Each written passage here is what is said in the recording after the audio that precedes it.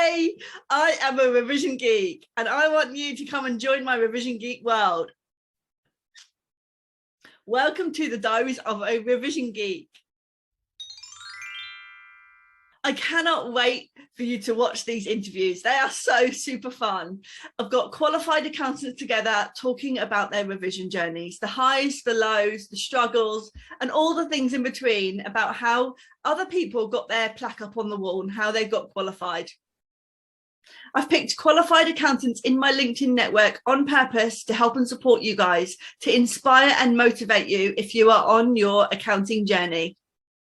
Feel free to like and subscribe below for more. Just click on the icons and I will keep you up to date with the Diaries of a Revision Geek. Let's get started.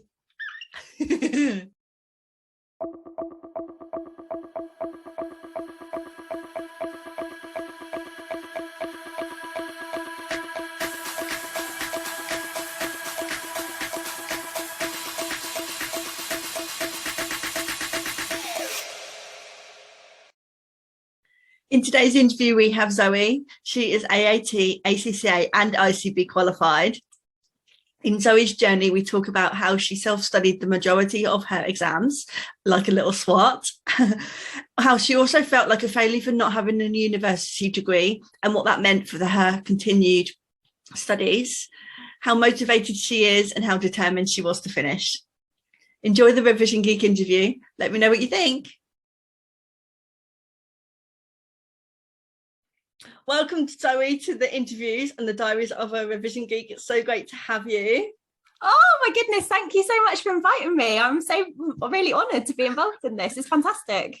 Oh, I'm so excited. Like all of the Diaries of the Revision Geek right now, I don't know what the interviewee is going to say. I don't know what people's revision journey is at this stage, and I'm very excited about that. I can't wait to learn about your revision journey so that we can help inspire lots more qualifying accountants. So yeah, please introduce yourself.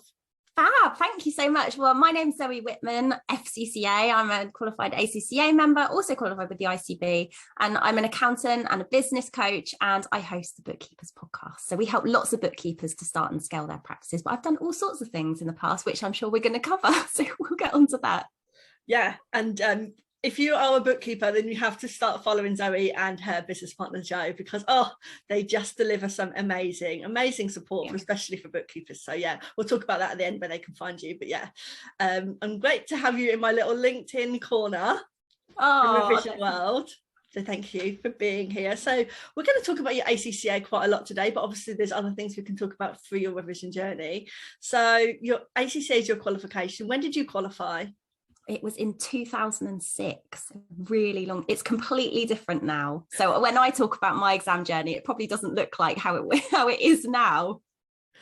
And yeah, I feel the same sometimes as well. I qualified in 2013 and we hand wrote our exams. I had a 3-hour handwritten exam. Yeah, so we can talk about those different challenges for students now, you know, what the computer-based exam looks like and how maybe we would approach it. In hindsight's a wonderful thing, right?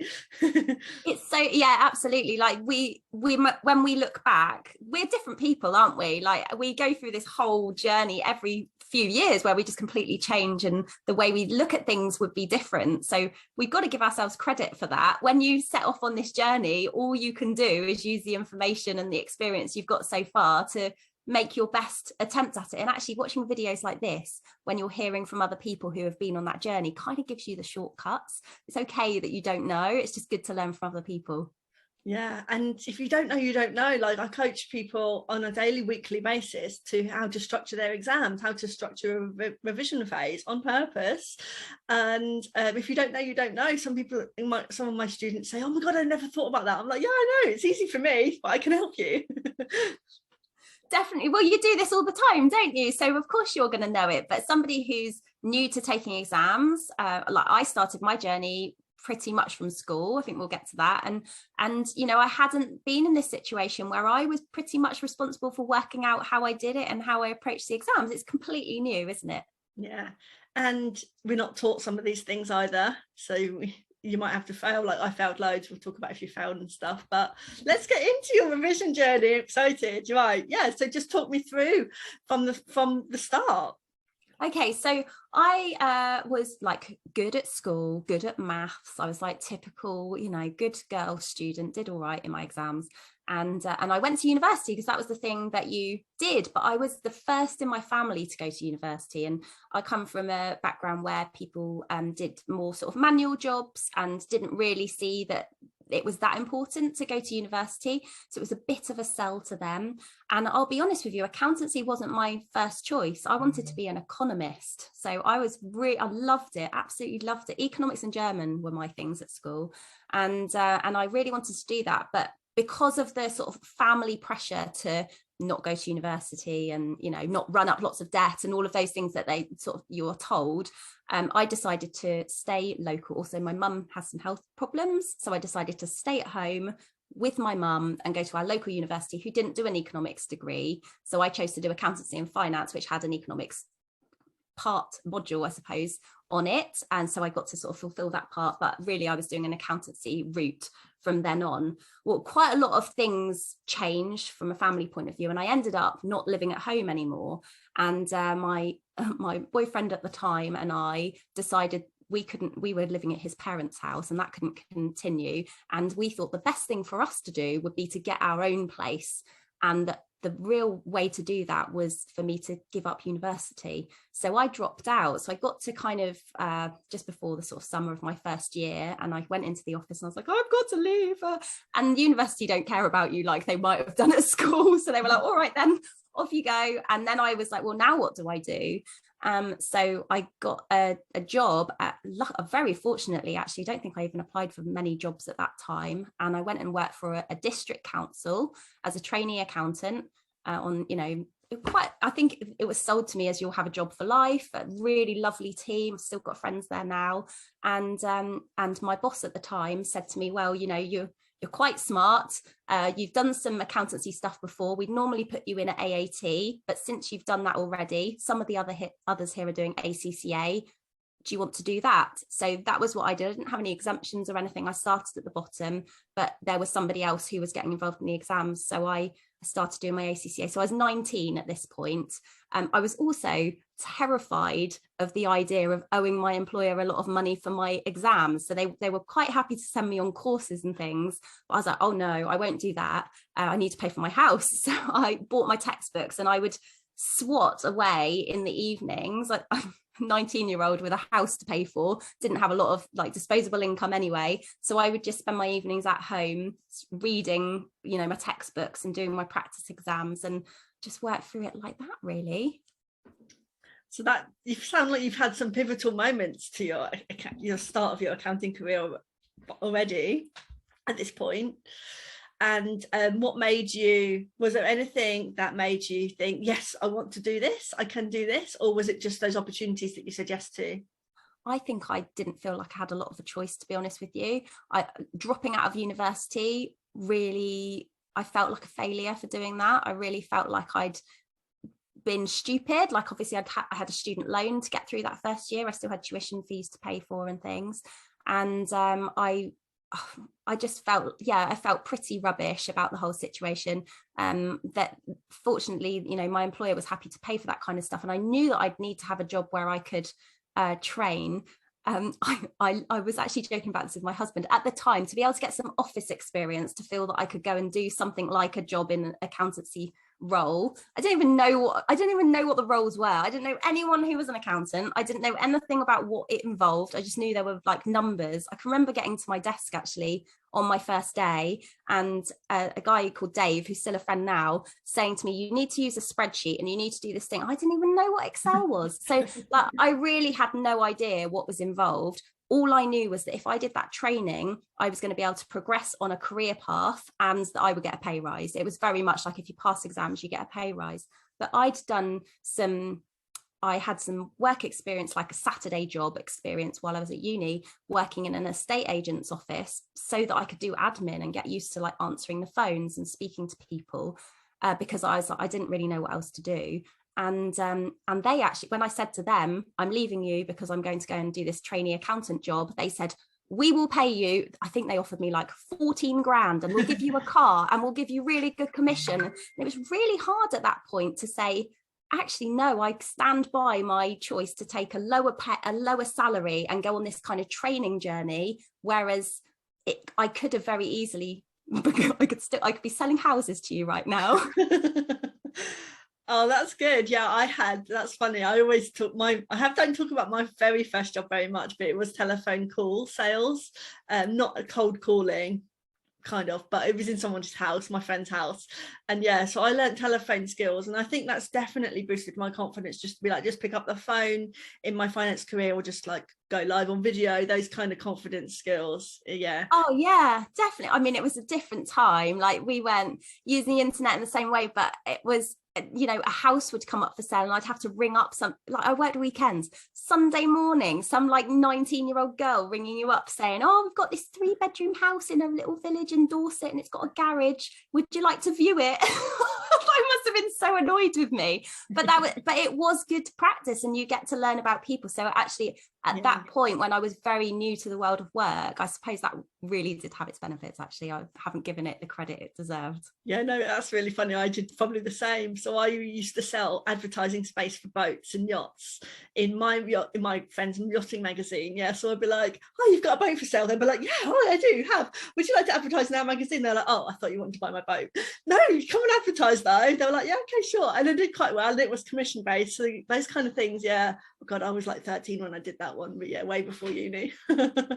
Oh, we're digressing, but it's exciting. I love this. But yeah, so talk me through, let's go deeper into your ACCA journey. You were working for somebody, you were learning accounts.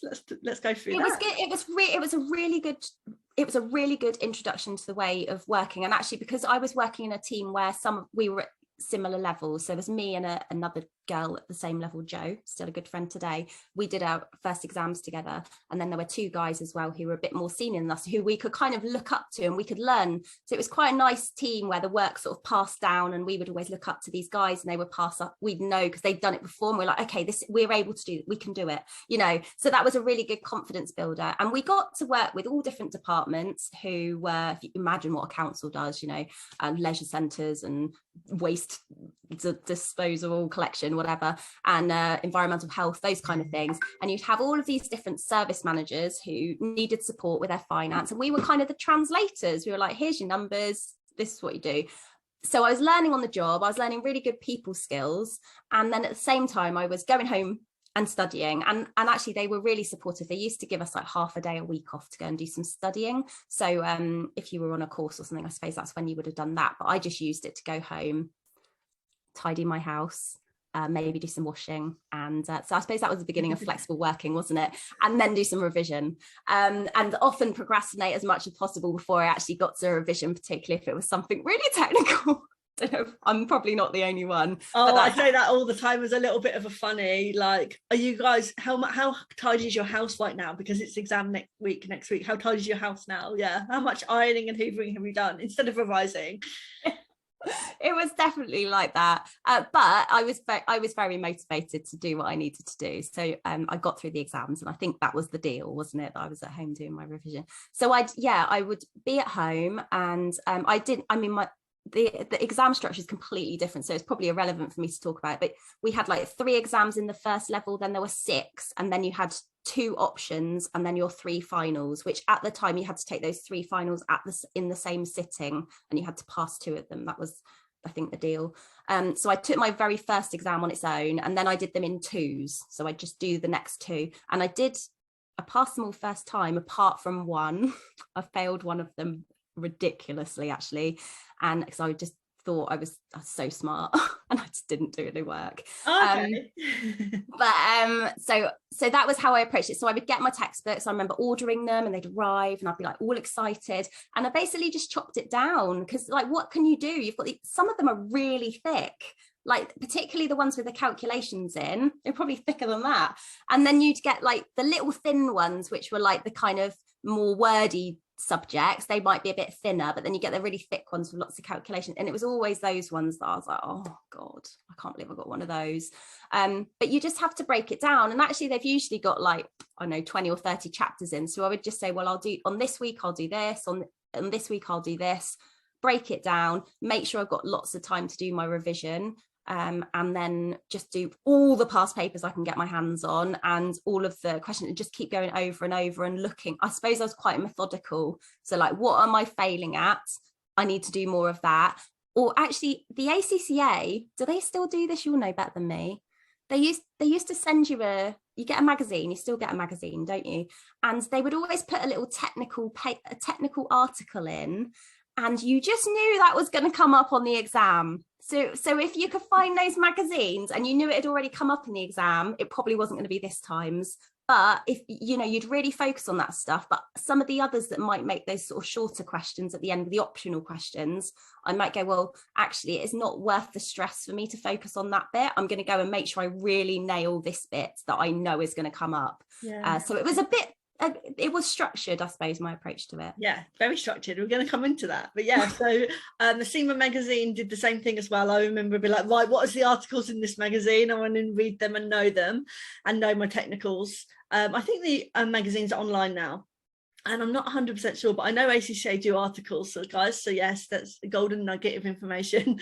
Go and read the ACCA articles for this year, or for the last 6 months, let's go for, okay, that technically, we're not saying they will come up, I can't say that legally, but why would they not? If somebody's written an article and ACCA has published it for a reason, let's be fair, let's logically put 2 and 2 together. But for your exam structure, did anybody teach you an exam structure? Did you follow a revision plan, or did you just go methodically through, like you said?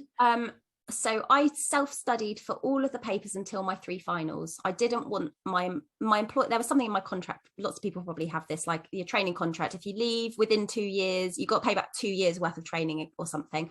And I was very conscious of that. So I really didn't want to spend the money if I didn't need to. And I probably have more belief than I should have had in myself. So I'd buy the books, do the revision, and I just broke it down. I just read as much as I could, made sure I understood it. And I was quite aware, when it's quite easy to go, oh, well, didn't do well on that practice question, I'll just move on. I was quite aware that I needed to go back and work out why, because everything builds, doesn't it? And if you miss something quite like fundamental at the beginning, it's quite hard to progress after that. So no, I suppose I didn't. But when I got to college for day release for my finals, they were very much like, this is how you approach your exam paper. This is how you need to think about your time. When you're sat at your desk, you need this much time for this part, and it depends from paper to paper. But then, you should read if there's a case study, read the case study for 10 minutes and highlight things and write things down, and only then start writing, things like, I didn't have any tips like that. It was just, I suppose I was winging it and doing it in the way that had worked for me before. Oh, there's so many things I want to talk to you about. So one of the things actually that spoke to my interest was that you said you're really highly motivated. So talk me through that helped you or hindered you with your ACCA exams. I mean, I was motivated by the fact that if I pass an exam, like, remember, I'm in my 19, early 20s. I was motivated by, I can make more money in my job if I pass my exams. And there were 6 months between sittings. If I was going to miss that opportunity, I was going to wait another whole 6 months to be able to have that conversation with my boss again. So it was really worth me getting the work in. So that really kept me quite focused at that time. I think it was that simple, to be honest with you. Yeah. And sitting 2 exams at one time, I mean, I know it is different in 2022. I know that. And there's 4 exam sittings for ACCA now. And CIMA has all this flexible exam dates. But sitting 2 exams at once, how was that for you? It was, I suppose it depended when they were going to fall. I think, like, for the studying part of things, I'd just do a bit of something else. When I did my finals, because you had to take your 3 at the same time, I think you had to pass 2 of them and then get 40% or more in the third one to do a retake. I did pass all 3 in the same sitting. But I think that then blew my mind, going to the training, and it was really intense. The exams were one after the, daily for 3 days. That was hard. I think the only time I've ever done exams like that was like GCSE sittings, but I can't remember. It was a long time ago. And it was really intense. Like, you're really tired and drained after that. And I think you've got to factor that in as well, haven't you, to your revision plan and your recovery plan after you kind of got through that time. Yeah. I mean, I sat 2 exams as well quite a lot because I had 6 monthly sittings as well, and I failed all of my exams every time. I never passed 2 at once. I failed 2 twice, quite a lot, and 1 I passed and 1 I failed. So I went in. There were people who did 4. That I knew of people who were doing 4 at the same time. So I felt that I wasn't doing enough by doing 2. So I think that actually maybe I felt that I must pass them. Maybe inside of me, I thought, well, I must pass them because I'm comparing myself to other people who are doing more.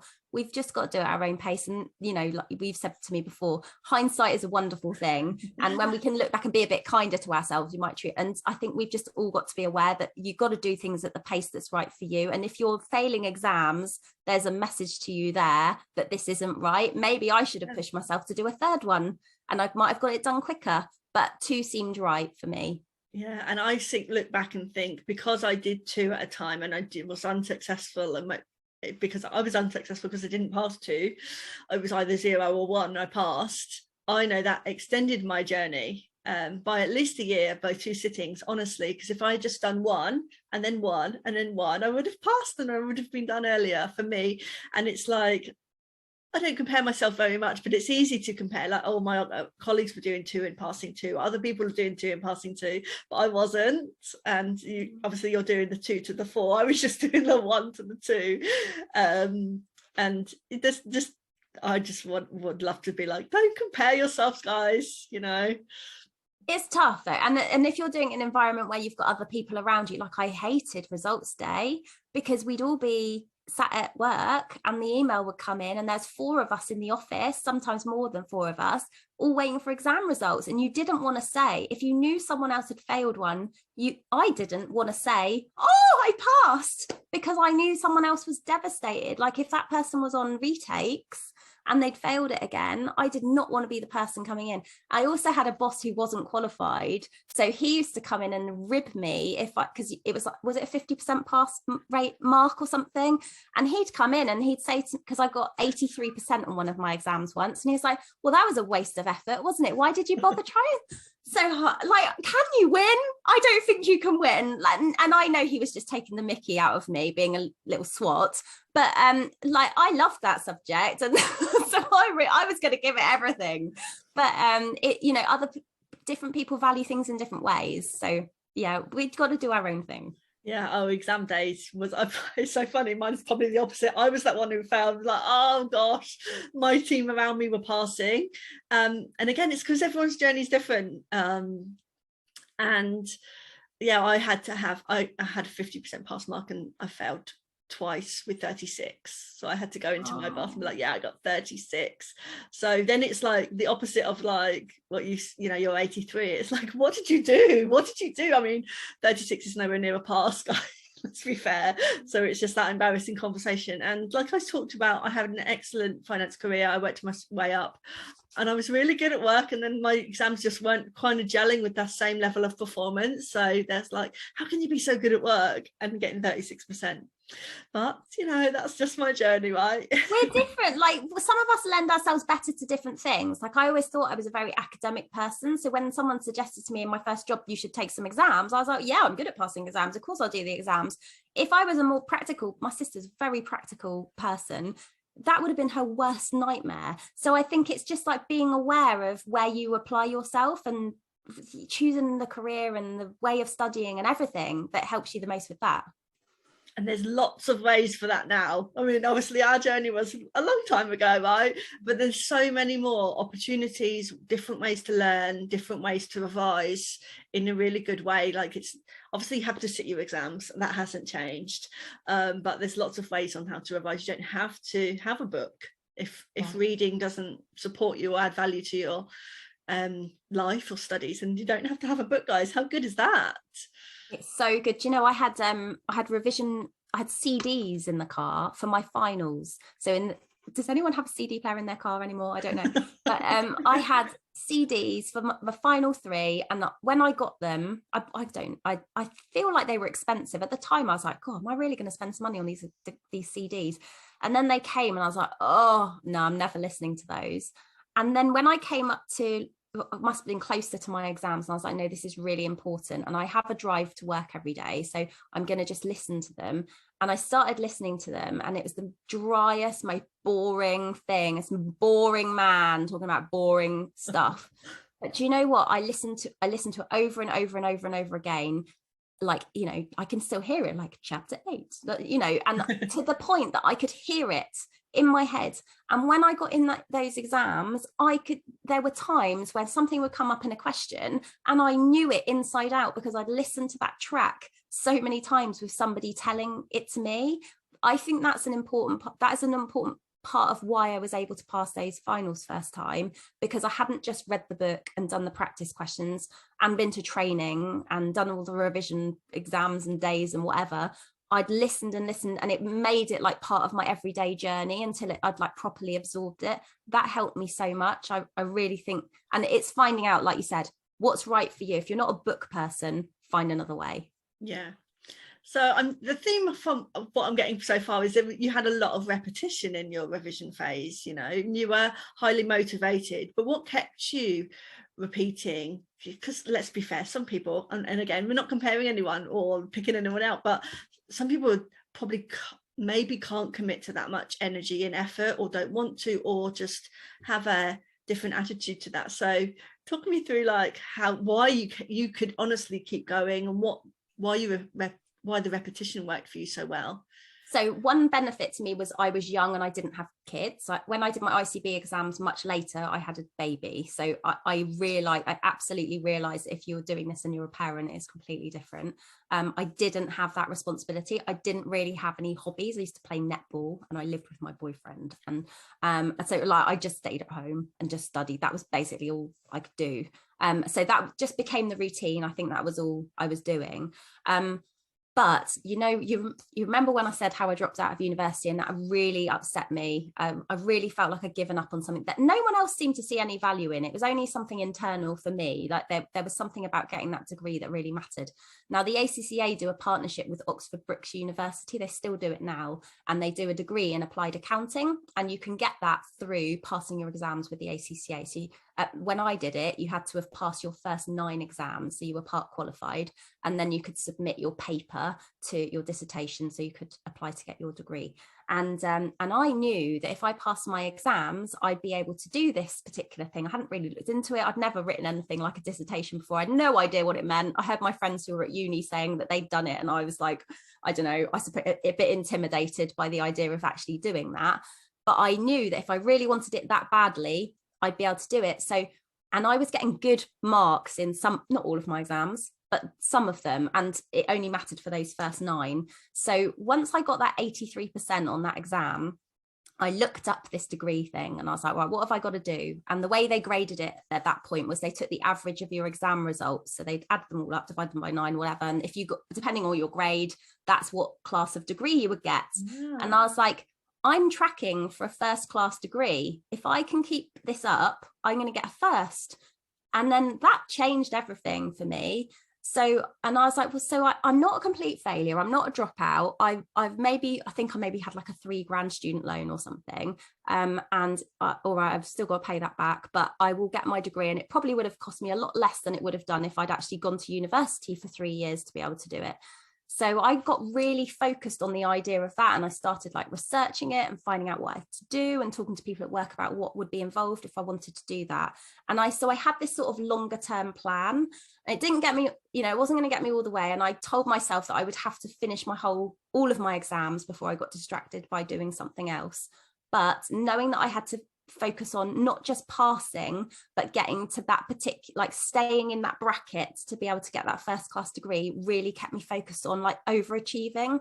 And I did it. I got my first. So after I finished my exams, I think it was maybe about 6-8 months later that I submitted my dissertation, and I did get that degree. So that extra bonus, I think, was what kept me on really, really focused on it. Oh, I'm glad you told us that. I was going to ask you about that Oxford Brookes degree. Yeah, I'm so glad you did that. That's just such a little gold cherry on top of the cake and stuff, isn't it, really? But I feel like because you had that goal, and it was a goal, it really was this like mountain climb, something to look towards and to focus on, that really helped you.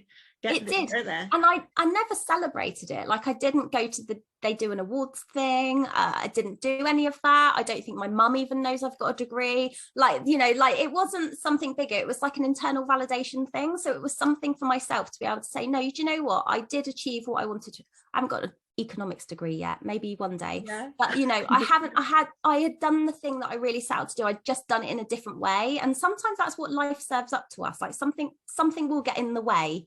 I failed an exam, you know, like, it's not all going to work out exactly right first time, but that's okay. You'll find a way when you're focused on what you want to achieve at the end of it. Yeah, and remember that Oxford Brookes degree, or just that mountain top climb, the snowy peak at the top of the mountain, and everybody's mountain's different. I love using analogies like that, but yeah, that's so good, so fun.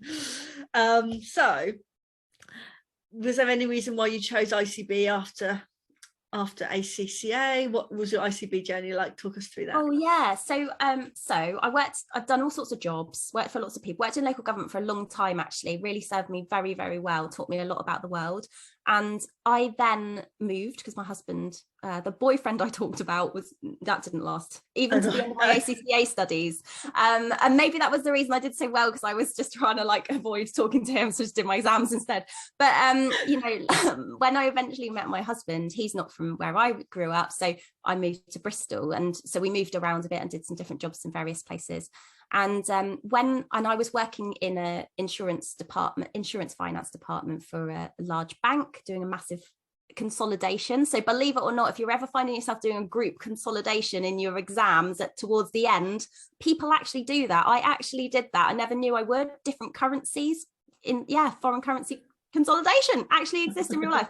So, you know, so I used to do that kind of role, and it was very like quarter end heavy focused. And that was quite a demanding job. It was a great job, but it wasn't going to work when we had children. So when I was on maternity leave, and I had lots of people asking my husband, can Zoe do my tax return? And I thought, well, actually, I think maybe I could, but I just need to make sure I know what I need to do. And from the kind of work people were asking me to do, I didn't need to go through that whole process of applying for. I didn't want to set up an accountancy practice. That wasn't the goal. The goal was to do some tax returns and a bit of bookkeeping.